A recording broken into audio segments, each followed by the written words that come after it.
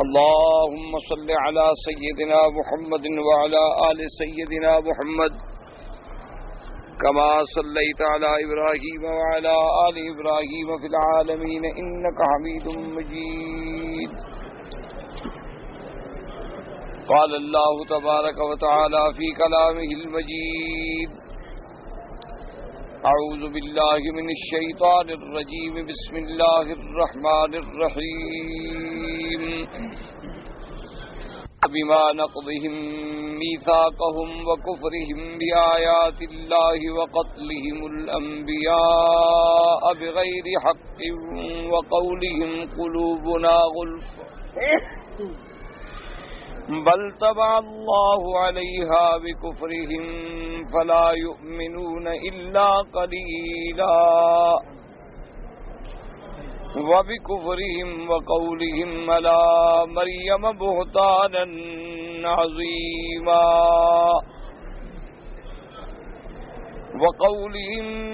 إنا قتلنا المسيح عيسى ابن مريم رسول الله وما قتلوه وما صلبوه ولكن شبه لهم وإن الذين اختلفوا فيه لفي شك منه ما لهم به من علم إلا اتباع الظن وما قتلوه يقينا بل رفعه الله إليه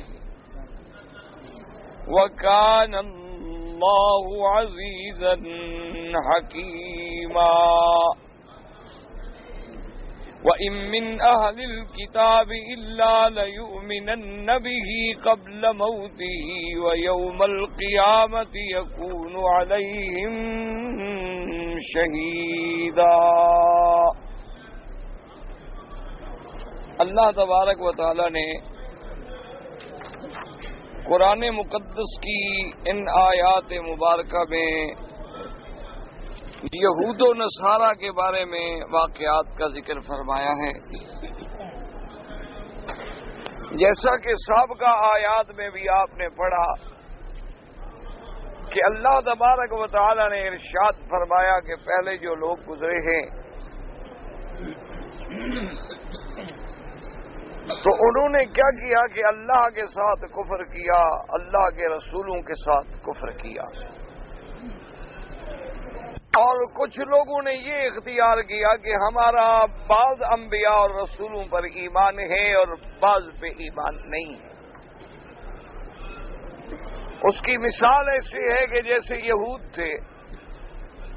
کہتے تھے کہ ہمارا موسیٰ علیہ السلام پر تو ایمان ہے لیکن عیسیٰ علیہ السلام پر ایمان نہیں ہے. اسی طرح نصارہ جو ہیں ان کا دعویٰ یہ تھا کہ ہمارا عیسیٰ علیہ السلام پر ایمان ہے لیکن موسیٰ علیہ السلام پر ایمان نہیں. تو اللہ تبارک و تعالی نے یہ بات واضح فرما دی کہ جو آدمی بھی اگر اللہ کے تمام رسولوں میں سے ایک رسول کا بھی انکار کرے تو وہ کافر ہے. نہیں ہو سکتا کہ آدمی صرف ایک پیغمبر کو مانے اور ایک کو نہ مانے، بلکہ ایمان کا تقاضا یہ ہے کہ اللہ پر اور اللہ کے تمام انبیاء اور رسولوں پر ایمان. اور اس لیے اللہ نے پھر بڑے اختصار سے ایمان کی کامل تعریف کا بھی ذکر فرما دیا کہ ایمان والے لوگ جو ہیں والذین آمنوا باللہ ورسلہ، وہ ایسے ہوتے ہیں کہ لم یفرقوا بین احد منہم، وہ تفریق نہیں کرتے کہ ہمارا عیسیٰ پہ ایمان ہے موسیٰ پہ نہیں ہے، یا ہمارا حضور محمد عربی صلی اللہ علیہ وسلم پہ ایمان ہے لیکن عیسیٰ علیہ السلام پہ ایمان نہیں ہے. نہیں، بلکہ ایمان والے تمام انبیاء پہ ایمان لاتے ہیں. ان کا عقیدہ یہ ہوتا ہے کہ اللہ نے جتنے رسول بھیجے ہیں برحق ہیں، جتنے انبیاء بھیجے ہیں برحق ہیں، جتنی کتابیں اتاری ہیں برحق ہیں، لیکن شریعت پہ عمل کریں گے حضرت محمد الرسول اللہ صلی اللہ علیہ وسلم کے، چونکہ ہم نے کلمہ حضور پاک کا پڑھا.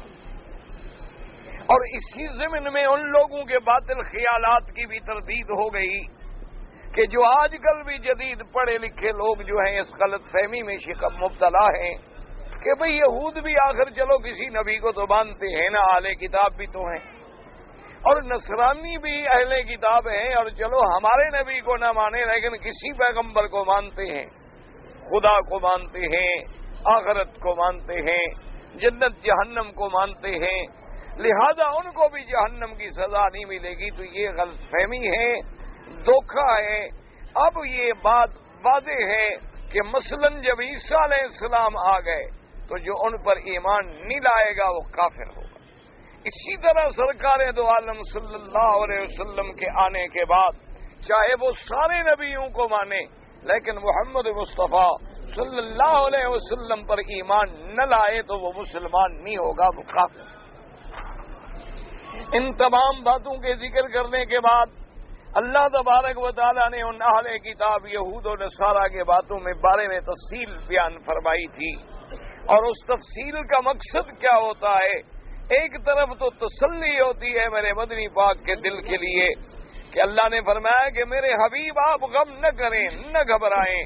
ہر حق کی دائی کے لیے یہ مشکلات کا پہاڑ جو ہیں آتے ہیں اور ان کو عبور کرنا پڑتا ہے۔ اس لیے آپ کافروں کے، مشرکوں کے، منافقوں کے سوالات پہ، ان کی باتوں پہ کبھی دل گرفتہ نہ ہوا کریں۔ آپ سے بھی بہت پہلے جو لوگ گزرے ہیں انہوں نے بھی انبیاء کو بڑا ستایا ہے۔ اللہ تبارک و تعالیٰ کے انبیاء علیہم الصلاۃ والتسلیم کی بڑی مخالفتیں کی ہیں۔ اس لیے اس کے بعد آیا تھا کہ یہ جو آپ سے کہتے ہیں کہ قرآن اکٹھا کیوں نہیں اترا، آپ ان کے سوال پہ غمگین نہ ہوں۔ انہوں نے تو موسیٰ علیہ السلام کو کہا تھا کہ ارنا اللہ جارتن، خدا ہمیں دکھلاؤ، ہمارے سامنے بات کرے۔ اور اسی طرح انہوں نے یہ بھی کہا موسیٰ علیہ السلام سے کہ جب معجزات دیکھ چکے، راستے میں گزرے کسی قوم کو کسی بت کی عبادت کرتے دیکھا تو کہنے لگے اجعل لنا الہا کما لہم آلہہ، ہمیں بھی ایک چھوٹا سا خدا بنا کے دو تاکہ ہم بھی ان کی عبادت کر سکیں۔ اور یہ تو وہ لوگ ہیں کہ جنہوں نے بچھڑے کو بھی خدا مان لیا موسیٰ علیہ السلام کے معجزات دیکھنے کے بعد، اور یہ وہ لوگ ہیں جنہوں نے موسیٰ علیہ السلام کو کہہ دیا تھا کہ فَذْهَبْ أَنْتَ وَرَبُّكَ فَقَاتِلَا، تم اور تمہارا خدا جاؤ دشمنوں سے لڑو، ہم تو نہیں لڑتے۔ یہ تو وہ لوگ ہیں جب ان کو منع کیا گیا کہ ہفتے والے دن شکار نہ کیا کرو، انہوں نے اللہ تبارک و تعالیٰ کے اس حکم کو بھی توڑ ڈالا۔ تو اس لیے اللہ تبارک و تعالیٰ نے ان کے واقعات ذکر فرمائے، اور ان آیات مبارکہ میں جو ہم نے آج تلاوت کی ہیں اس میں بھی اللہ نے فرمایا کہ ہم نے ان سے بڑے بڑے عہد لیے، کوہ طور کو ان کے سروں پہ کھڑا کیا، ان سے وعدہ لیا گیا کہ آئندہ تورات پہ عمل کریں گے، لیکن اتنے وعدے لینے کے بعد بھی انہوں نے اللہ کے ساتھ کیے ہوئے وعدوں کو توڑ ڈالا۔ اور اس کے بعد اللہ نے فرمایا کہ میرے حبیب یہ تو اتنے آگے بڑھ گئی تھی قومیں کہ انہوں نے اللہ کے ساتھ بھی کفر کیا، انہوں نے اللہ کے انبیاء کو قتل کر دیا، وَقَتْلِهِمُ الْأَنْبِيَاءَ بِغَيْرِ حَقٍّ، چونکہ پہلے تو ہر پیغمبر کا قتل ہوتا ہی نہ حق ہے، لیکن یہ خود بھی جانتے تھے کہ ہم بغیر کسی جرم کے، بغیر کسی وجہ کے اللہ کے انبیاء کو قتل کر رہے ہیں۔ اور اللہ نے فرمایا کہ یہ تو ایسی بدبخت قومیں بھی گزری ہیں، کہتے تھے قلوبنا غلف، کہ ہمارے دلوں پہ غلاف ہیں، پردہ ہے، تمہاری نبیوں کی بات اندر داخل ہی نہیں ہو سکتی۔ اللہ تبارک و تعالیٰ نے ارشاد فرمایا کہ ان کے دلوں پہ پردہ نہیں بلکہ اللہ نے مہریں لگا دی ہیں۔ اللہ تبارک و تعالیٰ نے ان کے دلوں پر ختم اللہ علی قلوبہم بل طبع اللہ علی قلوبہم، اللہ نے مہریں کر دی ہیں کہ حق کی بات اندر داخل ہی نہیں ہو سکتی، اور ان میں ایمان نہیں لے آئے مگر بہت تھوڑے۔ اور اس کے بعد پھر آیا وَبِكُفْرِهِمْ وَقَوْلِهِمْ عَلَى مَرْيَمَ بُهْتَانًا عَظِيمًا، کہ میرے نبی پاک صلی اللہ علیہ وسلم آپ دل گرفتہ نہ ہوں، ایسی قومیں بھی گزری ہیں کہ جنہوں نے بی بی مریم صدیقہ پہ تہمت لگا دی، حالانکہ حضرت مریم صدیقہ تھی، حضرت مریم علیہ السلام معصومہ تھی، حضرت مریم علیہ السلام پاک باز تھی، پاک گھرانے میں پیدا ہوئی، ساری زندگی پاکی کے ساتھ گزاری، اللہ پاک نے ان کو نشانی بنایا، اللہ نے انہیں بغیر شوہر کے بیٹا عطا فرمایا، لیکن ان دشمنوں نے تو اس پر بھی تہمت لگا دی، تو اس لیے ان کی ایسی حرکات سے آپ غمگین نہ ہوا کریں، بلکہ آپ صبر کریں، آپ اللہ تبارک و تعالیٰ کی تسبیح کا بیان فرمائیں۔ اور اس کے بعد اللہ تبارک و تعالیٰ نے فرمایا کہ ان کا دعویٰ دیکھیں یہودیوں کا، یہ کیا کہتے تھے کہ انا قتلنا المسیح عیسی ابن مریم رسول اللہ، کہ ہم نے حضرت عیسیٰ ابن مریم اللہ کے رسول کو قتل کر دیا۔ لیکن اللہ تبارک و تعالیٰ نے فرمایا کہ میرا مدنی، ایک تو ان کا یہ دعویٰ جھوٹا ہے، انہوں نے عیسیٰ علیہ السلام کو قتل نہیں کیا، اللہ تبارک و تعالیٰ نے عیسیٰ علیہ السلام کو آسمانوں پہ اٹھا لیا، لیکن انہیں ایک اشتباہ میں ڈال دیا کہ یہ ہمیشہ سے اشتباہ میں پڑ گئے، حتیٰ کہ یہود تو اشتباہ میں پڑے ہی پڑے، نصارہ بھی اشتباہ میں پڑ گئے۔ لیکن اللہ نے آخر میں وضاحت فرما دی کہ حضرت عیسیٰ علیہ السلام کو قتل نہیں کیا گیا، بلکہ اللہ تبارک و تعالی نے انہیں آسمانوں کی طرف اٹھا لیا۔ تو اب اسی پہ ذرا پوری توجہ فرمائیں کہ حیات عیسیٰ علیہ السلام کا مسئلہ جو ہے یہ بڑا اہم مسئلہ ہے۔ اس لیے اگر آپ سارے قرآن پاک پہ نظر ڈالیں، الف سے لے کر والناس تک قرآن پڑھیں اور غور کریں، اللہ نے بہت انبیاء کا ذکر فرمایا ہے، اللہ تبارک و تعالیٰ نے انبیاء اور رسول کا ذکر فرمایا ہے، بعض کا اللہ نے اجمال سے ذکر فرمایا، بعض کا اللہ نے تھوڑا تفصیل سے ذکر فرمایا، لیکن سارے قرآن پاک میں جس تفصیل کے ساتھ اور جس شرح و بسط کے ساتھ حضرت عیسیٰ علیہ السلام کا ذکر ہوا ہے اور کسی پیغمبر کا ذکر نہیں ہوا، کہ اللہ تبارک و تعالی نے عیسیٰ علیہ السلام کا فقط ذکر نہیں فرمایا، بلکہ اللہ نے اذ قالت امرأۃ عمران، آپ کی نانی کا ذکر بھی فرمایا، آپ نے اللہ تبارک و تعالی نے حضرت امرأۃ عمران کی منت کا ذکر بھی فرمایا، اللہ تبارک و تعالی نے پھر بی بی مریم کی پیدائش کا ذکر بھی فرمایا، اللہ تبارک و تعالی نے بی بی مریم کی کفالت کے لیے قرآن اندازی کا بھی ذکر فرمایا، اللہ تبارک و تعالی نے بی بی مریم کے بچپن کا ذکر بھی فرمایا، اللہ نے انہیں بچپن میں جو کرامات دی تھیں اور جنت کے کھانے دیے تھے اس کا ذکر بھی فرمایا، پھر اللہ تبارک و تعالی نے بی بی مریم کے پاس جبریل علیہ السلام کے آنے کا ذکر بھی فرمایا، پھر اللہ تبارک و تعالی نے ان کے حمل ٹھہرنے کا ذکر بھی فرمایا، اور دوران حمل ان کا اپنے گھر سے علیحدہ ہونے کا ذکر بھی فرمایا، پھر اللہ تبارک و تعالی نے ولادت عیسیٰ علیہ السلام کا ذکر بھی فرمایا، پھر اللہ تبارک و تعالی نے عیسیٰ علیہ السلام کے قرآن پاک میں پیدا ہونے کے بعد اپنے جھولے میں بحیثیت شیر خار کے بات کرنے کا ذکر بھی فرمایا، پھر اللہ تبارک و تعالی نے عیسیٰ علیہ السلام کے معجزات کا ذکر بھی فرمایا کہ اللہ تبارک و تعالی نے انہیں کیسے کیسے معجزے عطا فرمائے تھے کہ اگر کوئی کوڑ کی بیماری والا، اگر کوئی برس کی بیماری والا، جو لا علاج بیماریاں ہیں جن کا آج تک بھی علاج دریافت نہیں ہو سکا، کوڑ ہوتا ہے اللہ معاف فرمائے کہ سارا بدن پھٹ جاتا ہے، سارے بدن میں اللہ معاف فرمائے زخم ہو جاتے ہیں، اور برس کہتے ہیں کہ بدن پر داغ ہو جاتے ہیں سفید، اور وہ پھیلتے پھیلتے پھر سارے بدن پہ قبضہ کر لیتے ہیں، یہ ایسی بیماریاں ہیں جن کا آج تک علاج نہیں آیا۔ اور بعض روایات میں ہے کہ حضور پاک صلی اللہ علیہ وسلم نے ان دو بیماریوں سے پناہ بھی مانگی ہے کہ اللہم انی اعوذ بک من البرص والجذام وان سیء الاسقام،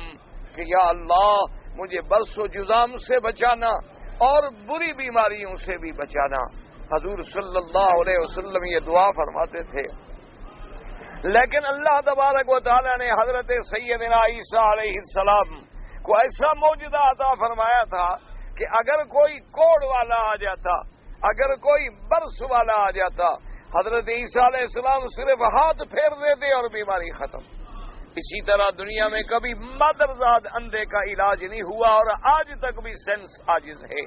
یعنی اگر کوئی ماں کے پیٹ سے آدمی اندھا پیدا ہو تو آج بھی دنیا میں اتنی علوم کی ترقی کے بعد کوئی اس کا علاج دریافت نہیں ہو سکا، لیکن حضرت عیسیٰ علیہ السلام کو اللہ نے یہ معجزہ بھی عطا فرمایا کہ اگر وہ مادرزاد نابینا اندھے پہ آنکھوں پہ ہاتھ پھیر دیتے تو فوراً روشنی آ جاتی۔ اللہ تبارک و تعالی نے عیسیٰ علیہ السلام کو یہ معجزہ بھی عطا فرمایا کہ اگر کسی مردے پہ کھڑے ہو جاتے اور آپ فرماتے قم باذن اللہ، اللہ کے حکم سے کھڑے ہو جاؤ تو مردہ زندہ ہو کے کھڑا ہو جاتا۔ اسی طرح اللہ تبارک و تعالیٰ نے عیسیٰ علیہ السلام کو یہ معجزہ بھی عطا فرمایا کہ آپ مٹی کا پرندہ بنا لیتے، پرندے کی شکل کا ایک مجسمہ بنا لیتے، اس میں پھونک مارتے تو وہ پرندہ بن کے اڑ جاتا۔ یہ اللہ تبارک و تعالیٰ نے اتنی تفصیل سے، اتنی بسط سے، اتنی شرح سے قرآن پاک میں عیسیٰ علیہ السلام کا ذکر فرمایا ہے کہ اور کسی پیغمبر کے بارے میں یعنی یہ تفصیلات ہمیں نہیں ملتی۔ آپ دیکھیں سارا قرآن مجید کھول کے دیکھ لیں، اللہ پاک نے میرے مدنی کی ولادت کا بھی ذکر نہیں فرمایا، اللہ تبارک و تعالیٰ نے حضور کی پیدائش کا بھی ذکر نہیں فرمایا، اللہ تبارک و تعالیٰ نے حضور کی رضاعت کا بھی ذکر نہیں فرمایا۔ تو آخر اس کی کوئی وجہ تو ہوگی کہ اللہ نے اپنے قرآن پاک میں اس مسئلے پہ اتنی اہمیت اور اس مسئلے پر اللہ تبارک و تعالیٰ نے اتنی روشنی تفصیل سے کیوں ڈالی ہے۔ تو اس لیے اس پہ غور کریں۔ علماء نے لکھا ہے کہ وجہ یہ تھی کہ کوئی اور پیغمبر جو گزرے ہیں اس میں کوئی شک نہیں ہے کہ اپنے اپنے زمانے میں میرے آقا سرکار دو عالم صلی اللہ علیہ وسلم کے آنے کے بارے میں اطلاع کرتے گئے کہ آخری زمانے میں ایک نبی پیدا ہوں گے جن کا نام احمد مصطفیٰ ہوگا، جن کا نام محمد مجتبی ہوگا صلی اللہ علیہ وسلم، اور وہ خاتم الانبیاء ہوں گے۔ لیکن جو مقام حضرت عیسیٰ علیہ السلام کو اللہ نے ذمہ داری دی وہ کسی نبی کو نہیں ملی کہ عیسیٰ علیہ السلام نے اپنی زندگی میں پہلے تو حضور کے آنے کی خبر دی، جیسے قرآن نے وضاحت کی وَمُبَشِّرًا بِرَسُولٍ یَأْتِی مِن بَعْدِ اسْمُهُ احمد۔ آپ نے فرمایا لوگوں میں تمہیں خوشخبری دیتا ہوں، بشارت دیتا ہوں کہ میرے بعد ایک نبی آئیں گے اور جن کا نام احمد ہوگا صلی اللہ علیہ وعلا آلہ واصحابہ وسلم تسلیما کثیرا کثیرا۔ چونکہ وجہ یہ ہے علماء نے لکھا کہ حضور کا آسمانوں میں نام احمد ہے، اور احمد کا معنی اللہ کی سب سے زیادہ حمد و ثنا کرنے والا، اور زمین میں جب حضور آئے اور زمین میں پیدا ہوئے تو پھر اللہ نے آپ کا نام جو ہے وہ محمد ہوا، یعنی آسمانی سماوی نام جو ہے وہ احمد ہے اور ارضی نام جو ہے وہ محمد ہے۔ اور یہ خدا کی شان ہے، اگر آپ دونوں ناموں میں ترتیب میں غور کریں تو عجیب ایک شان ملتی ہے کہ احمد مانا سب سے زیادہ حمد و ثنا کرنے والا، اور محمد مانا سب سے زیادہ جس کی مدح و ثنا کی گئی ہو۔ تو پہلے آپ احمد بنیں گے تو پھر محمد بنیں گے، پہلے آپ اللہ کی حمد و ثنا کریں گے تو پھر اللہ آپ کو وہ مرتبے اور مقام عطا فرمائیں گے۔ اسی لیے میرے آقا نے سرکار دو عالم نے فرمایا کہ قیامت والے دن جب سارے نبی جواب دے دیں گے، کوئی جب پیغمبر اللہ کے دربار میں بات کرنے کی جرت نہیں کریں گے، تو فرمایا کہ میرے پاس جب ساری امتیں آئیں گی اور مجھے شفاعت کے لیے کہیں گے تو میں کہوں گا انا لہا انا لہا، اللہ نے شفاعت کے لیے تو مجھے منتخب کیا ہے۔ اور فرمایا پھر علمنی محامدہ، اللہ پھر مجھے اپنے حمد سکھلائیں گے جو میں اب نہیں جانتا،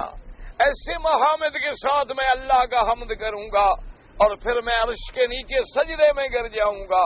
اور اللہ تبارک و تعالیٰ سے شفاعت کا سوال کروں گا۔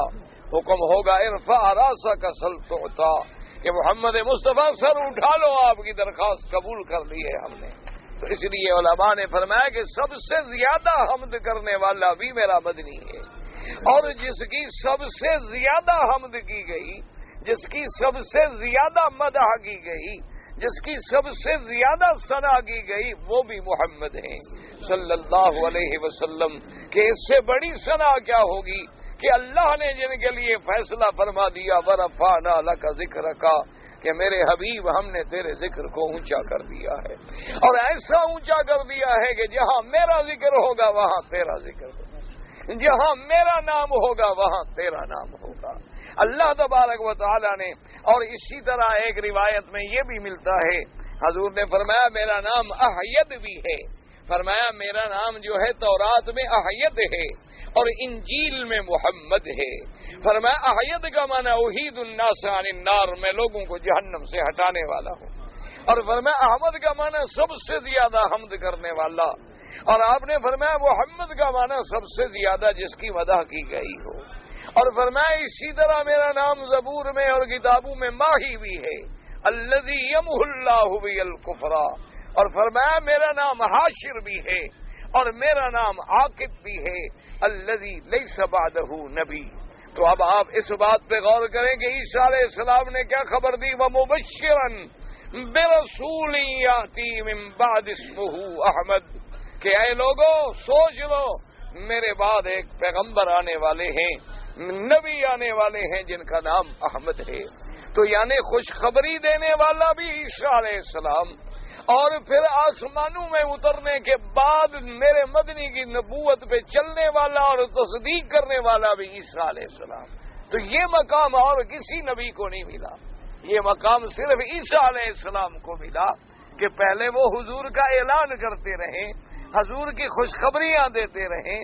اور پھر آسمانوں پہ بٹھا دیے جائیں تاکہ جب آقا انعامدار کا آخری دور گزر جائے اور قیامت کا وقت آئے تو اترنے کے بعد پھر تصدیق کریں محمد الرسول اللہ صلی اللہ علیہ وآلہ آلہ وصحابہ وسلم۔ وجہ کیا تھی یاد رکھ لو کہ میرے پاک نبی نے 1,24,000 پیغمبر کی تصدیق کی، میرے مدنی سرکار نے 1,24,000 پیغمبر کی تصدیق کی ہے کہ سارے انبیاء برحق ہیں، سارے رسول برحق ہیں۔ اب حضور کے بعد تو کوئی نبی نہیں، حضور تو خاتم الانبیاء ہیں، الذی لا نبی بعدہ ولا رسول بعدہ ولا معصوم بعدہ ولا کتاب بعد کتابہ ولا شریعت بعد شریعت۔ حضور کے بعد نہ کوئی نبی آئے گا، نہ کوئی رسول آئے گا، نہ کوئی معصوم پیدا ہوگا، اور نہ حضور کے بعد کوئی شریعت آئے گی، نہ اللہ کے قرآن کے بعد کوئی کتاب آئے گی۔ تو اب وہ جو سلسلہ تھا کہ نبی ایک دوسرے کی تصدیق کرتے ہیں، تو حضور نے تو سب کی تصدیق کر لی، اور میرے بعد تو کوئی، آقا کے بعد تو کوئی نبی نہیں ہے، تو اللہ نے ایک پہلے پیغمبر کو آسمانوں پہ بٹھا دیا تاکہ اترنے کے بعد وہ بھی محمد الرسول اللہ صلی اللہ علیہ وسلم کی تصدیق کریں، اور وہ نبوت اور رسالت کا جو سلسلہ ہے کہ ایک دوسرے کی تصدیق کرنا وہ قائم و دائم رہ جائے۔ اس لیے چونکہ میرے حضرت عیسیٰ علیہ السلام یوں سمجھ لیں کہ میرے مدنی کے مبشر بھی ہیں مصدق بھی ہیں، میرے مدنی کے مبشر بھی ہیں مصدق بھی ہیں، تو یہ مقام چونکہ عیسیٰ علیہ السلام کو ملا تھا، اس لیے اللہ نے قرآن میں پھر ان کی پوری تفصیل کے ساتھ ذکر فرمایا۔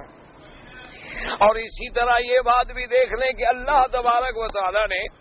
جیسے کہ یہود و نصارہ کو ان کے وجود کے بارے میں شبہوں میں ڈالا ہے، اسی طرح قرآن پاک کی آیات مبارکہ بھی ایسی ہیں کہ اگر کسی کا ایمان نہ ہو تو وہ ان میں بھی متشابہ میں پڑ جاتے ہیں، لیکن جن لوگوں کا ایمان ہے وہ صرف آیات متشابہات کو نہیں دیکھتے بلکہ آیات متشابہات کو محکمات میں دیکھتے ہیں۔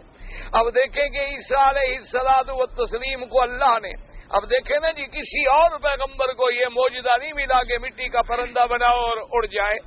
پتہ ہے اس کی وجہ کیا تھی کہ اللہ پاک نے پوری دنیا کو دکھلا دیا کہ ظالموں دیکھ لو، جس نبی کے پھونک مارنے سے مٹی کا پرندہ بن جاتا ہے، اڑ جاتا ہے، تو کیا وہ خود آسمانوں میں نہیں جا سکتا؟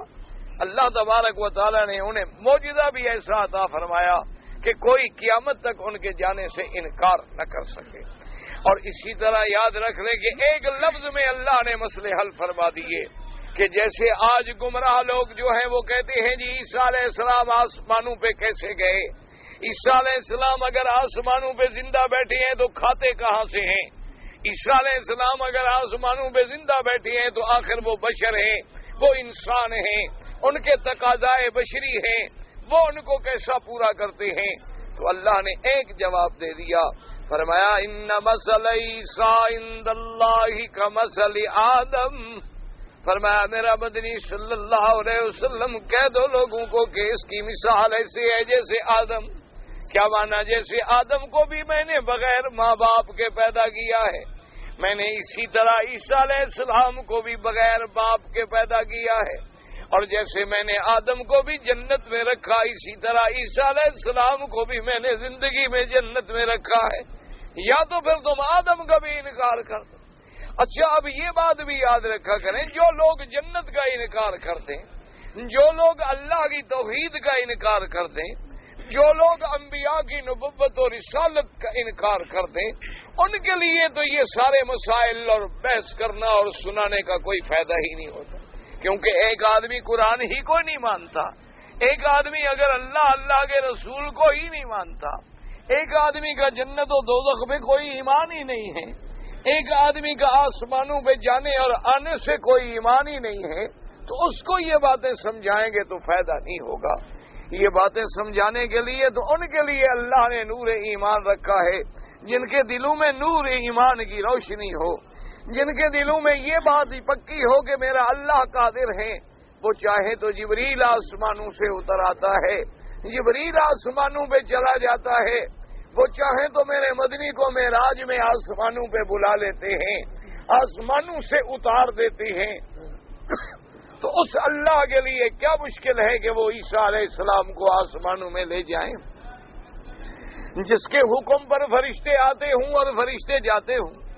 جس کے حکم پر روزانہ فرشتے اترتے ہوں،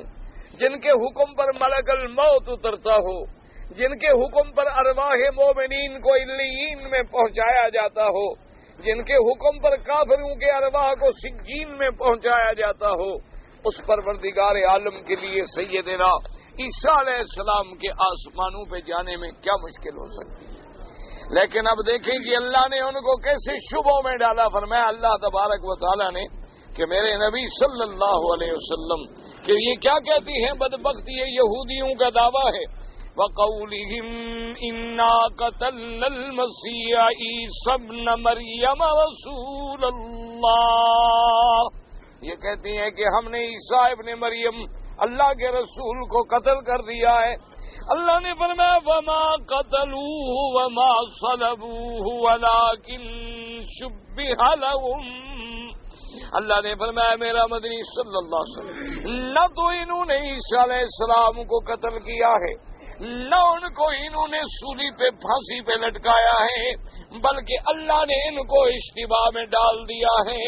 اور یہ جو اختلاف کر رہے ہیں، یہ جو جھگڑے کر رہے ہیں، یہ مجرد شک ہے، مجرد گمان ہے، کوئی حقیقت نہیں،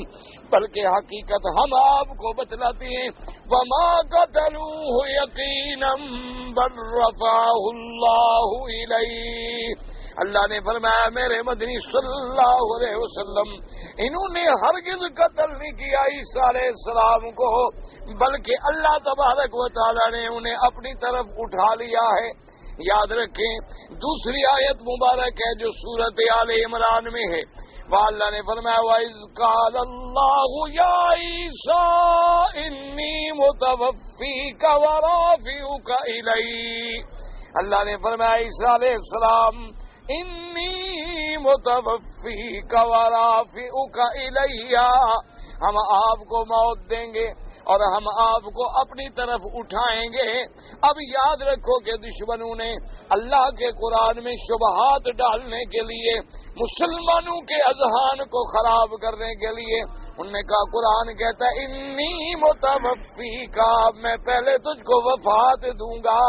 وَرَافِعُكَ إِلَيَّ، اور پھر تمہیں اٹھاؤں گا۔ وفات کا ذکر قرآن میں پہلے ہے اور رفع کا ذکر بعد میں ہے، لہذا جتنے منکر تھے باطل فرقے تھے انہوں نے کہا عیسیٰ علیہ السلام کی تو وفات ہو گئی ہے، باقی رَافِعُكَ إِلَيَّ کا معنی یہ ہے کہ اللہ نے ان کے ذکر کو اونچا کر دیا، اللہ نے ان کی شان کو اونچا کر دیا، اللہ نے ان کے نام کو اونچا کر دیا، جیسے قرآن کہتا ہے وَرَفَعْنَا بَعْضَهُمْ فَوْقَ بَعْضٍ، کہ ہم نے ایک دوسرے کے درجے جو ہیں ایک دوسرے پہ بلند کر دیے، جیسے قرآن کہتا ہے وَرَفَعْنَا لَكَ ذِكْرَكَ، اور جیسے قرآن کہتا ہے وَرَفَعْنَاهُ مَكَانًا عَلِيًّا، اور جیسے قرآن کہتا ہے یرفع اللہ الذین اوتوا العلم درجات۔ اب سمجھیں کہ جو باطل فرقے تھے انہوں نے کہا جی آسمانوں پہ نہیں گئے، اللہ نے تو کہہ دیا متوفی کا میں نے تمہیں وفات دوں گا، تو انہوں نے تو وفات دے دی۔ اسی لیے مرزا قادیانی جیسا دجال جو اللہ تبارک و تعالیٰ نے رحم فرمائے آپ نے بھی سنا ہوگا نا، ہر دور میں دجال پیدا ہوتے ہیں، اور خاص طور پہ حضور نے فرمایا تھا کہ میرے بعد 30 دجالون کذابون، فرمایا 30 دجال، 30 جھوٹے پیدا ہوں گے جو دعویٰ کریں گے کہ ہم نبی ہیں، جو دعویٰ کریں گے نبوت کا، فرمایا سب کے سب جھوٹے ہیں۔ اللہ تبارک و تعالی نے میرے بعد نبوت کا دروازہ، رسالت کا دروازہ بند کر دیا ہے۔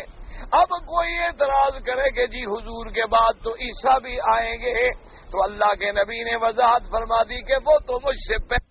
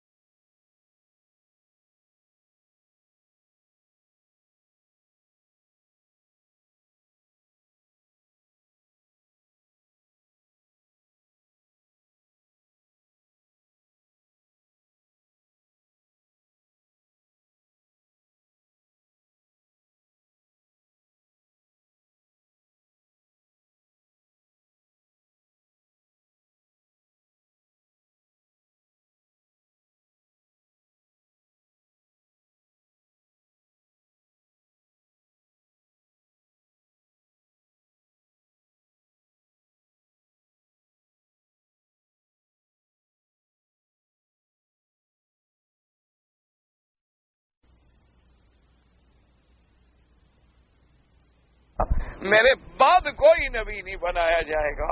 اور جب وہ آئیں گے تو وہ اپنی نبوت، اپنی کتاب، اپنی شریعت لے کے نہیں اتریں گے، بلکہ وہ تابع ہوں گے شریعت محمد الرسول اللہ صلی اللہ علیہ وعلا آلہ وصحبہ وسلم تسلیما کثیرا کثیرا۔ تو اب دیکھیں ان کا سب سے بڑا اعتراض یہ ہوتا ہے کہ قرآن پاک میں لفظ وفات پہلے ہے اور لفظ رفع جو ہے وہ بعد میں ہے، لیکن یاد رکھو کہ متوفی جو ہے، اصل سمجھیں کہ توفا جو ہے اس کا مادہ کیا ہے؟ اس کا مادہ ہے وفا، جیسے ایفا، استیفا، وفا، اس کا اصل معنی کیا ہوتا ہے؟ کسی چیز کا پورا پورا لے لینا، اس کا معنی ہے کسی چیز کا پورا پورا لے لینا، اور کنایتاً یہ موت پر بھی استعمال ہوتا ہے، کیونکہ اللہ پاک موت میں بھی تو پوری پوری روح کو نکال لیتے ہیں، تو جب پوری پوری روح کو نکالا گیا تو اس پر بھی لفظ وفات آ گیا۔ جیسے ہم کہتے ہیں نا جی فلاں وفات فرما گئے، تو یہ لفظ وفات جو ہے اصل موت کے لیے نہیں ہے، اصل اس کا استعمال ہے کہ پوری پوری چیز کا لے لینا، ایفا، استیفا، وفا، تو وہ توفا، وفا، اسی طرح ایفا عہد، یہ سارا جو ہے لیکن کنایتاً موت کے معنی میں استعمال ہوتا ہے۔ اب سمجھیں کہ اللہ تبارک و تعالی نے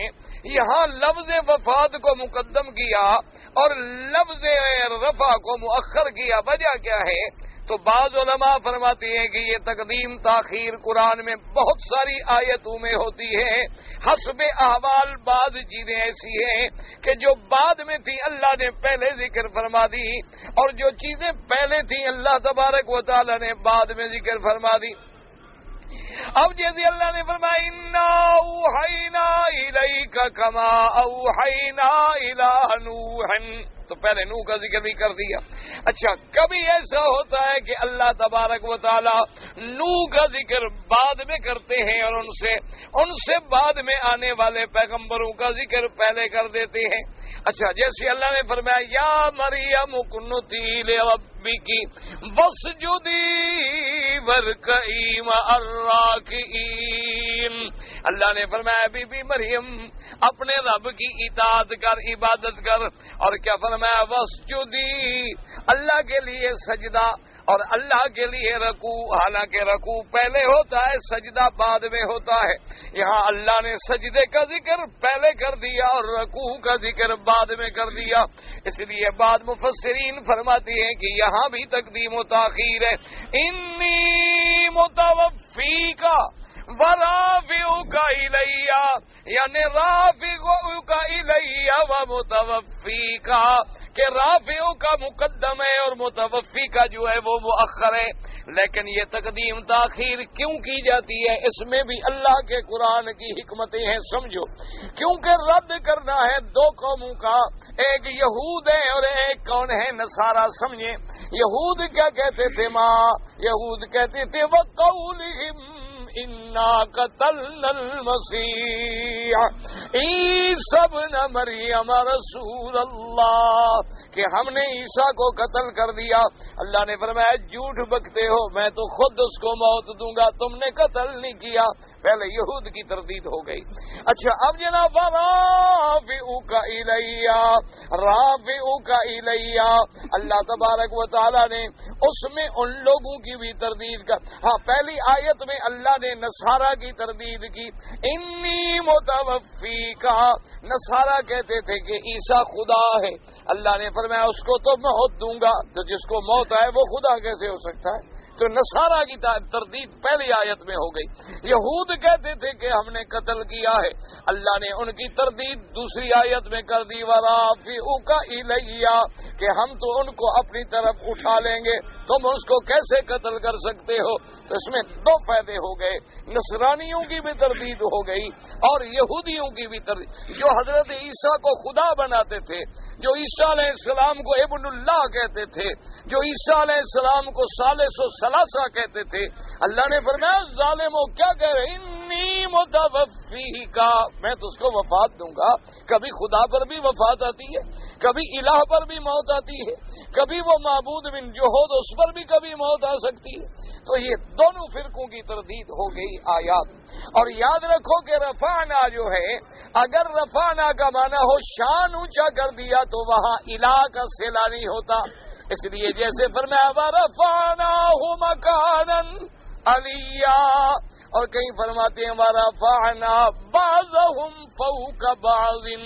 लेकिन यहाँ अल्लाह ने सिर्फ रफा नहीं कहा बल्कि फरमाया राफ़िउक इलैया,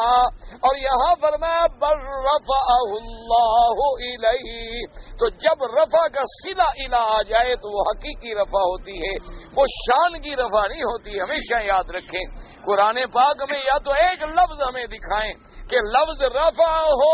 सिला इला हो और माना शान की बुलंदी हो।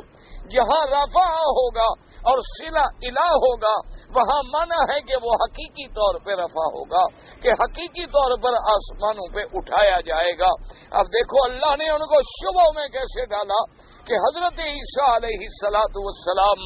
आप यहूदियों से छुपते हुए एक महल में, एक मकान में तशरीफ ले गए, लेकिन शैतान ने, इब्लीस लईन ने, दुश्मन अंबिया ने, क्योंकि सबसे बड़ा दुश्मन जो है वो इब्लीस लईन है, उसने यहूदियों को जाके खबर की। उसने कहा यहूदियों तुम ईसा अलैहिस्सलाम को ढूंढते फिरते हो। याद रखो शैतान जो खबर करता है वो आगे ये नहीं कहता मैं शैतान हूँ, वो इंसानों की शक्ल में आता है। वो बड़ा बड़ा कभी बुजुर्ग बन जाता है, कभी शेख बन जाता है, कभी पीर बन जाता है, कभी मौलवी बन जाता है, कभी जैसे जैसे आदमी को गुमराह करना हो वो उसी रंग में आ जाता है। कभी बच्चों को गुमराह करना हो तो बच्चा बन जाएगा, कभी किसी खिलाड़ी को गुमराह करना हो तो वो भी खिलाड़ी बन जाएगा, कभी किसी मौलवी और पीर को धोखा देना हो तो वो उनसे बड़ा बुजुर्ग बन जाएगा। देखा नहीं है कि जब मेरे आका सरकारे दो आलम सल्लल्लाहु अलैहि वसल्लम के लिए कुफारे मक्का ने तमाम सरदार इकट्ठे हुए दारुन नदवा में बैठे कि हुजूर की नबुव्वत का मुकाबला कैसे करें, तो आप हदीसें खोल के देख लें कि वो शैतान जो था वो एक बड़ा जनाब शक्ल बना के, एक बड़े सरदार की शक्ल बना के, बड़ा तजर्बेकार बन के वो भी नदवा में शरीक हो गया, वो भी आगे बैठ गया। जब उन्होंने मशवरा किया कि जी हजूर पाक का मुकाबला कैसे करें, तो एक काफिर ने कहा कि अल्लाह के बंदे क्या मुश्किल बात है, बस मक्के से निकाल दो, बात खत्म हो गई। तो वो बैठा था ना इब्लीस, उसने कहा क्या कह रहे हो, निकाल दो। तुम निकाल दोगे, जहां जहां जाएंगे मदनी पाक तो इतनी फौज इकट्ठी करके लाएगा कि तुम्हें मार मार के मक्के से निकाल देगा। ये कोई तजवीज नहीं हो, तो जहां जाएगा लोग गुलाम बन जाएंगे, ये तजवीज कोई फायदा नहीं देती। दूसरे ने कहा कि अच्छा ऐसा करते हैं कि हजूर पाक को कैद कर देते हैं, जब कैद होंगे तो बाहर नहीं आ सकेंगे, تو وہ ابلیس بیٹھے، انہوں نے کہا یہ تجوید بھی غلط ہے، تم قید کر لو گے تو حضور کے پروانے چپ رہیں گے، حضور کے عاشق چپ رہیں گے، وہ بھی حملہ کر کے توڑ کے چھڑا کے لے جائیں گے، پھر تم کیا کر سکو گے؟ آخر ابو جہل نے کہا کہ ایسا کرتے ہیں کہ ہر قبیلہ جو ہے ایک نوجوان نکالے، ہم رات کو حملہ کر کے قتل کر دیتے ہیں۔ تو اب شیطان نے کہا تم نے بڑی اچھی بات کی، یہ ہے تجوید، قصہ ہی ختم کرو نا، یہ کیا کہتے ہو نکال دیں گے، کبھی کہتے ہو قید کر دیں گے، یہ کوئی بات ہے؟ ایک ہی دفعہ فیصلہ کرو کہ قتل کر دیں، جب آپ قتل ہو جائیں گے تو بات ختم ہوگی، اس کے بعد تو کوئی ذکر بھی نہیں ہوگا۔ تو ہر آدمی کو گمراہ کرنے کے لیے شیطان اسی رنگ کو اختیار کرتا ہے۔ اب آدمی کثرت سے عبادت کرتا ہے، ایک آدمی عابد ہے، رات دن عبادت میں لگا ہوا ہے، تو وہ ایسا بدبخت ہے کہ کسی روشن دان سے آواز دے دے گا جاؤ تم پہنچے ہوئے ہو، مقامات پہ ترقی کر گئے ہو۔ حتیٰ کہ عبد القادر جیلانی کے بارے میں تاریخ میں آتا ہے رحمت اللہ علیہ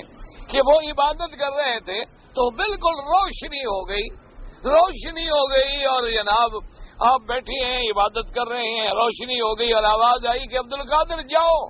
تم نے میری اتنی عبادت کی ہے میں راضی ہو گیا، باقی ساری عبادت آج کے بعد تجھے میں نے معاف کر دی۔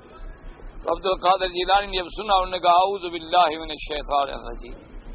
انہوں نے کہا اللہ مجھے شیطان کے مکر سے پناہ دے۔ پھر یہ سامنے آ گیا تو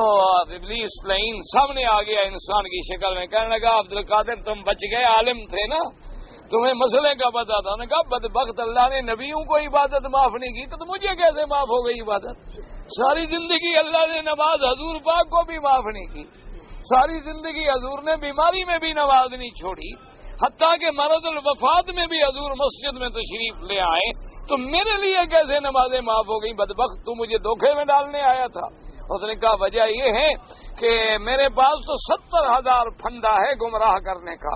لیکن چونکہ تو عالم تھا نا، تیرے علم نے تجھے بچا لیا۔ تو انہوں نے کہا اعوذ باللہ من الشیطان الرجیم، انہوں نے کہا بدبخت پھر تو مجھے گمراہ کر رہا ہے، مجھے علم نے نہیں اللہ نے بچایا ہے۔ کتنے علم والے گمراہ ہو گئے، کتنے علم والے سڑکوں سے ہٹ گئے، کتنے علم والے دلال میں جا پڑے۔ بچانے والا اللہ ہے، نفع نقصان دینے والا اللہ ہے، ہدایت و غوایت دینے والا اللہ ہے، تو اس کے بڑے بڑے پھندے ہوتے ہیں۔ تو وہ ابلیس لعین پہنچا یہودیوں کے پاس، جا کے ان کو کہنے لگا کہ کہاں ڈھونڈ، چلو میں بتاؤں عیسیٰ علیہ السلام کہاں ہیں۔ ان کو لے کے اس مقام پہ پہنچا جہاں اندر عیسیٰ علیہ السلام موجود تھے۔ اب عیسیٰ علیہ السلام کو بھی پتہ چل گیا کہ مکان کا محاصرہ ہو گیا ہے، اب باہر نکلنے کے کوئی راستہ باقی نہیں رہا۔ تو حضرت عیسیٰ علیہ السلام نے فرمایا اپنے حواریین سے کہ کون ہے جو تم میں سے میرے لیے آج قربانی دے اللہ کے راستے میں، کہ آج وہ اپنی جان کا نذرانہ دے دے، اور میرا یہ وعدہ ہے کہ وہ میرا رفیق ہوگا جنت میں، میرے ساتھ ہوگا جنت میں۔ ایک نوجوان کھڑا ہوا، اس نے کہا جی میں قربانی دوں۔ حضرت عیسیٰ علیہ السلام نے دیکھا کہ یہ سارے بڑے بڑے عمر والے تو بیٹھے ہوئے ہیں، یہ تو بچہ ہے بیچارہ، یہ نوجوان آدمی ہے، یہ کھڑا ہو گیا۔ تو حضرت عیسیٰ علیہ السلام نے دوبارہ کہا، آپ نے فرمایا بھائی تم سب میں کون ہے قربانی دینے والا؟ لیکن خدا کی قدرت ہے، اللہ نے یہ قربانیاں شاید نوجوانوں کے حصے میں لکھی۔ یہ اللہ تبارک و تعالیٰ کی شان ہے کہ جب وہ کام لینے کے لیے آتے ہیں نا تو اللہ تبارک و تعالیٰ نوجوانوں سے کام لیتے ہیں۔ دیکھا نہیں ابو جہل کو مارنے والے کون تھے؟ ابو جہل کو مارنے والے کوئی تجربے کار، کوئی بوڑھے، کوئی بزرگ تو نہیں تھے نا، دو نوجوان بچے ہیں، ایک ادھر کھڑا ہے ایک ادھر کھڑا ہے۔ صحابی کہتے ہیں ایک مجھے یوں مارتا ہے ایک مجھے یوں مارتا ہے، کہتے ہیں ابو جہل کدھر ہے؟ وہ جانتے بھی نہیں تھے ابو جہل کون ہے۔ تو صحابی نے کہا چھوڑو چپ کرو، میں نے کہا بچے ہیں بیچارے، یہ تو ابھی ان کی مسیں بھی نہیں پھوٹی ہیں، یہ ابو جہل کے بارے میں پوچھ رہے ہیں، اور وہ بدبخت بڑا جنگجو ہے اور بڑا مشہور تھا وہ جنگ میں۔ کہتے ہیں انہوں نے تو مجھے تنگ کر دیا۔ میں نے کہا بیٹے بات کیا ہے، کیا بات ہے، کیوں بار بار پوچھتے ابو جہل کو، کیا کرنا ہے تم نے؟ انہوں نے کہا چاچا کیوں گھبرا گئے ہو، آج ہم فیصلہ کر کے نکلے ہیں کہ یا زمین پہ ابو جہل چلے گا یا ہم رہیں گے، ہم محمد کے دشمن کو جینے نہیں دیں گے، ہم نے فیصلہ کر لیا ہے کہ میرے مدنی کا دشمن زمین پہ نہیں رہ سکتا۔ وہ کہتا ہے میں تو حیران ہو گیا،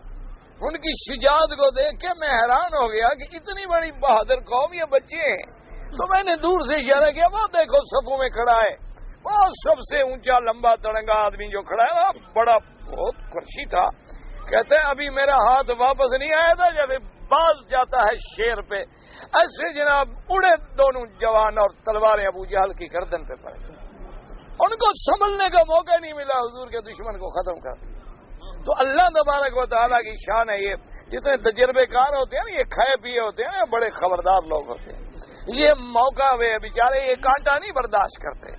اور نوجوان جو ہے جب دل میں آ جائے پھر وہ عقل کو چھوڑ دیتا ہے، پھر دل کے فیصلوں پہ چلتا.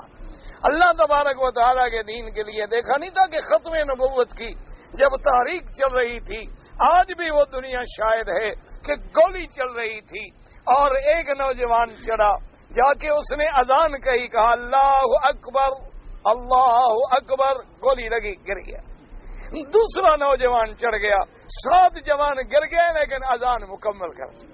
کسی نے پرواہ نہیں کی کہ اذان نہ چھوٹ جائے. آج بھی جا کے پوچھنے تاریخ ختم نبوت 53 میں کیسے جوانوں نے قربانیاں دی. اللہ تبارک و تعالی ان شہداء ختم نبوت کے شان کو بلند فرما دے. اللہ ان کے شان اور درجات بلند فرما دے. اللہ ان کے پسماندگان کو صبر جمیل عطا فرما دے. تو ایک نوجوان کھڑا ہوا، اس نے کہا عیسیٰ علیہ السلام میں جاؤں گا.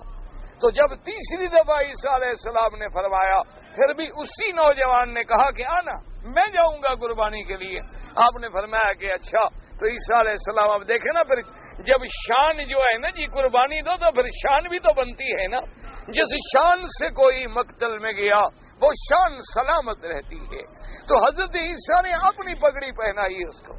عیسیٰ علیہ السلام نے اپنا چگا پہنایا اس کو. اب اس سے بڑی شان ہے جس کو اللہ کا نبی چگا پہنائے، جس کو اللہ کا نبی سر پہ پگڑی رکھے، جس کو اللہ کا نبی اپنے لباس پہنائے. اس سے بڑی عظمت کیا ہو سکتی ہے. اور جب لباس پہنایا، اللہ نے حکم دیا کہ اس پر عیسیٰ کی شبیہ ڈال دو. تو اس کی شکل مبارک ایسے ہو گئی جیسے عیسیٰ علیہ السلام ہے. تو وہ جناب گھر سے باہر نکلا، لوگوں نے اسی کو پکڑ لیا، یہودیوں نے لے گئے اور پھانسی چڑھا دیا. انہوں نے کہا ہم نے تو عیسیٰ علیہ السلام کو پھانسی چڑھا دیا ہے. اب جب پھانسی کا مسئلہ ختم، اللہ نے حکم دیا جبرائیل عیسیٰ علیہ السلام کو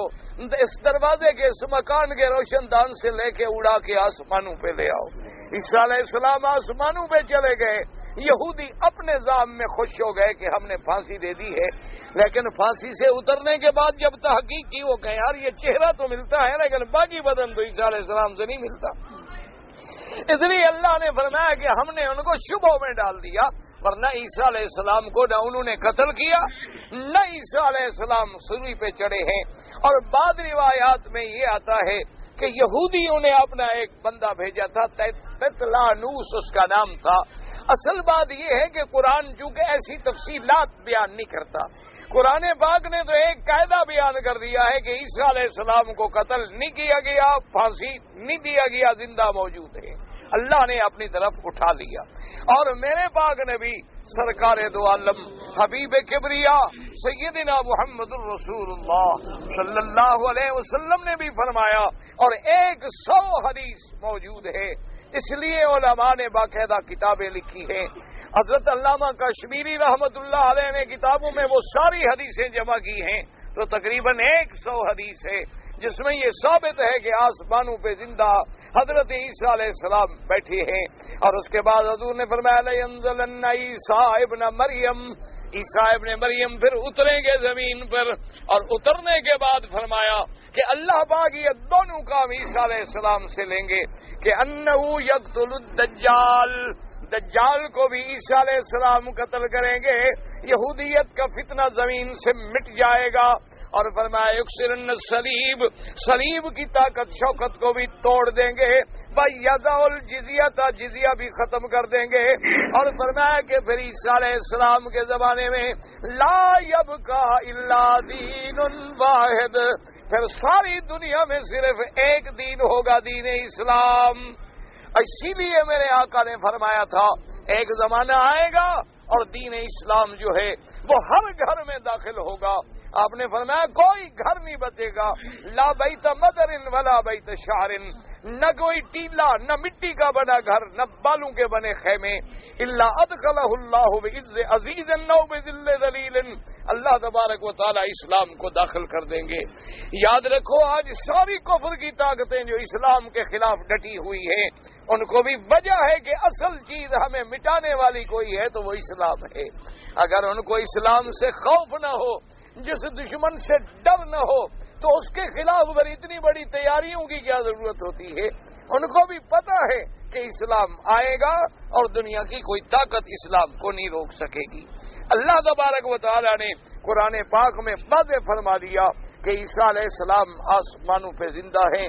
اور آخر میں اللہ نے فرمایا وَإِن مِّنْ أَهْلِ الْكِتَابِ إِلَّا لَيُؤْمِنُنَّ بِهِ قَبْلَ مَوْتِهِ، اور اللہ نے فرمایا میرے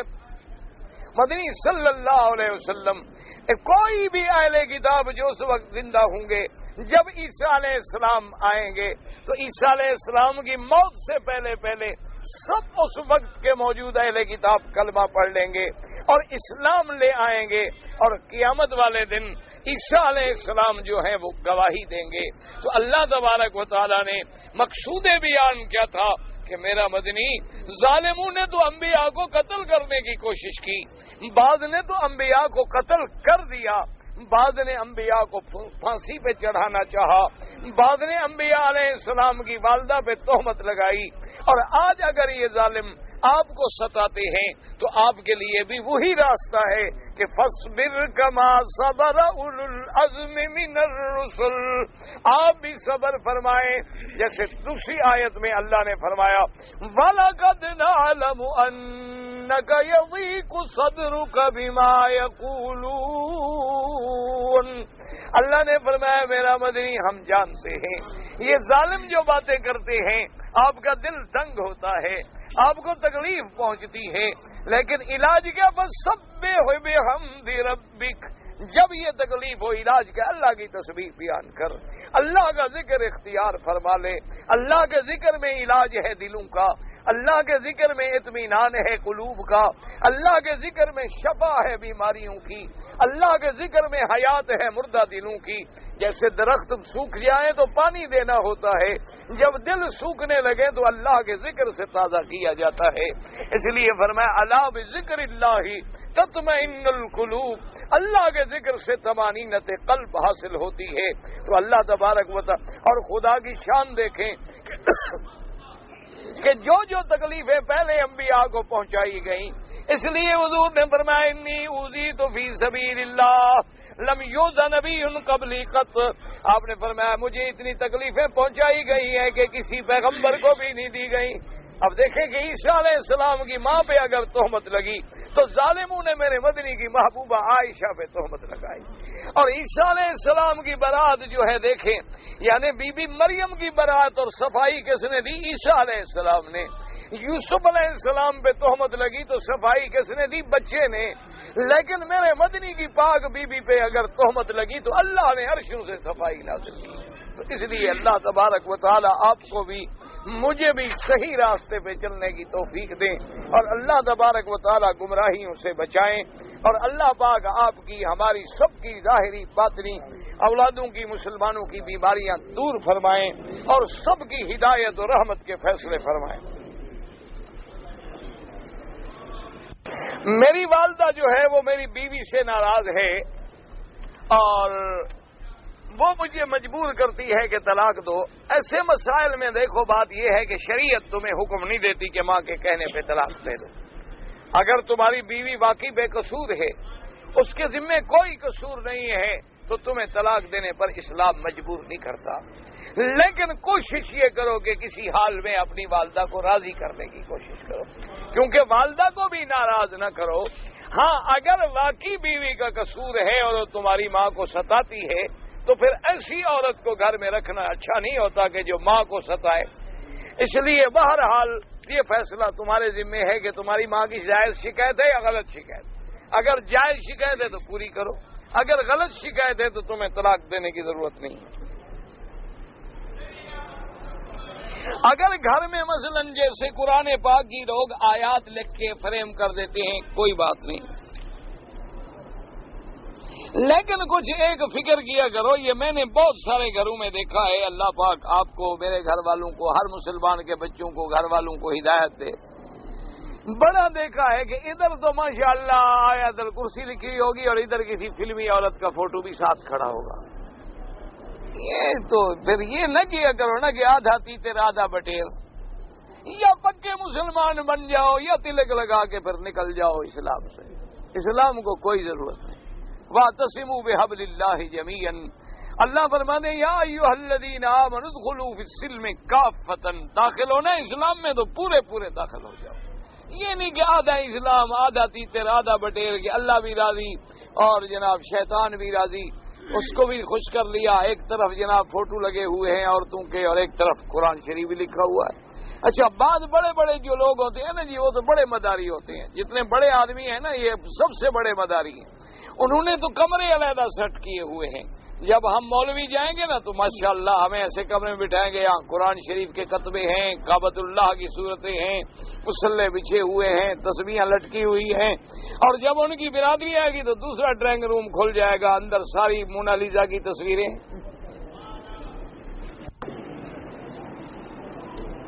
اگر طواف کے بعد کوئی آدمی حتیم میں داخل ہو کر سینہ لگا کے دعا مانگے، کسی حدیث میں ثابت نہیں۔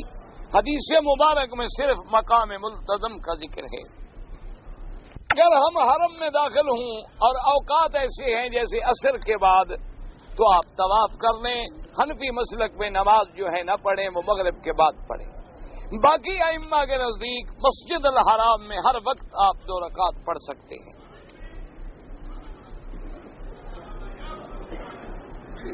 میری ماں نے میری بیٹی کو دودھ پلایا، میری بیوی نے میرے چھوٹے بھائی کو دودھ پلایا، تو اس سے میرے نکاح میں تو کوئی، تیرے نکاح میں تو کوئی فرق نہیں ہے۔ تیرے نکاح میں کیوں فرق ہے؟ اللہ کے بندے، اچھا تمہاری بیٹی کو تمہاری ماں نے دودھ پلایا ہے نا، کیا ہے تو تیرا نکاح کیوں خراب ہو گیا؟ اچھا تیری بیوی کو چھوٹے بھائی کو، تیری بیوی نے چھوٹے بھائی کو دودھ پلایا، وہ اس کی ماں بن گئی، لیکن تیرے نکاح میں تو کچھ نہیں ہوتا۔ دودھ پیے چھوٹا بھائی اور ماں تیری بن جائے۔ کوئی عقل کرو نا، اللہ پاک نے عقل استعمال کرنے کے لیے دیا ہے، باندھ کے رکھنے کے لیے نہیں دیا۔ جو دودھ پیے گا اس کی ماں بنے گی، سمجھو مسئلہ۔ تیرے چھوٹے بھائی نے دودھ پیا، اس کی تو وہ ماں بن گئی، لیکن تیری ماں کیوں بن جائے؟ دودھ تو چھوٹا بھائی پیے اور اسے اثر تمہیں ہو جائے۔